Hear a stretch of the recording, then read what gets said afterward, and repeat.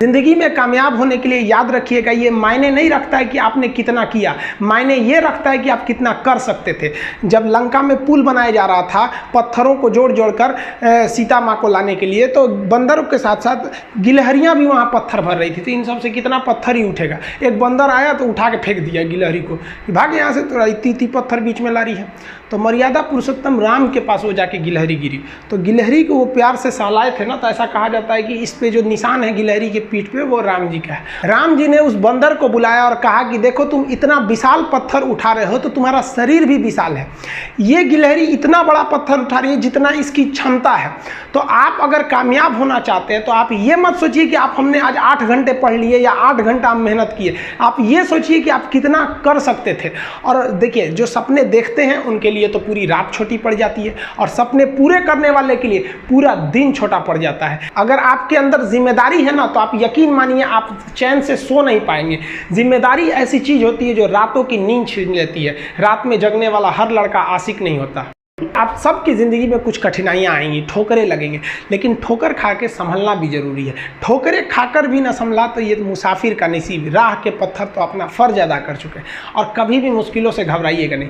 Cocoa Cola company जब स्थापना हुई थी तो 1 साल में केवल इसके 25 बोतल बिके थे।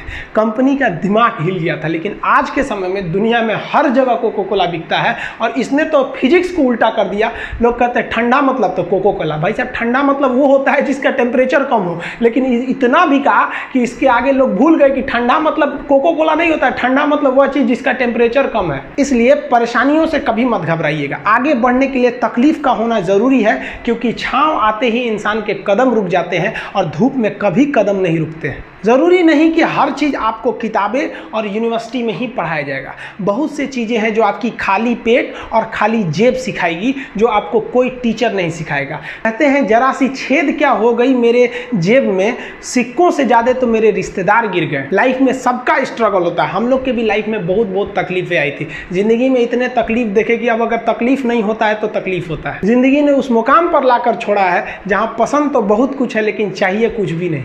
लोग कहते हैं कि खाली हाथ आए थे खाली हाथ जाओगे, गलत बोलते हैं।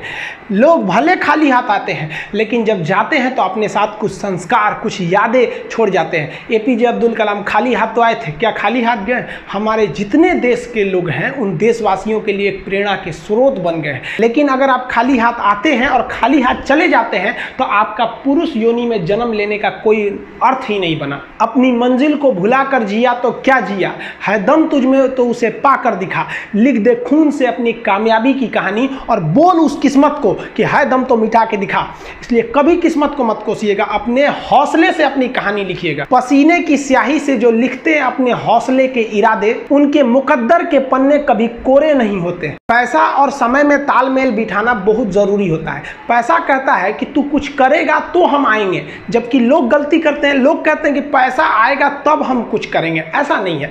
पैसा कहता है कि तू मुझे आज बचा ले, मैं कल तुझे बचा लूंगा। पैसा बेशक भगवान नहीं है और ना ये आपके साथ ऊपर तक जाएगा, लेकिन पैसा जब तक आपके साथ है ना, तब तक आपको नीचे गिरने नहीं देगा। देखिए, पैसा जीवन में बहुत कुछ है, बहुत कुछ, लेकिन पैसा सब कुछ नहीं है। इंसानियत मायने रखने चाहिए। समय के साथ आप कभी खिलवाड़ मत कीजिएगा। दुख की बात यह है कि समय बहुत कम है, लेकिन सुख की बात यह है कि अभी भी समय है। लेकिन समय के पास इतना समय नहीं है कि आपको दोबारा समय देगा। वक्त नहीं लगाइए आपको यह निर्धारित करने में कि क्या करना है, वरना वक्त निर्धारित कर देगा आपका क्या करना है।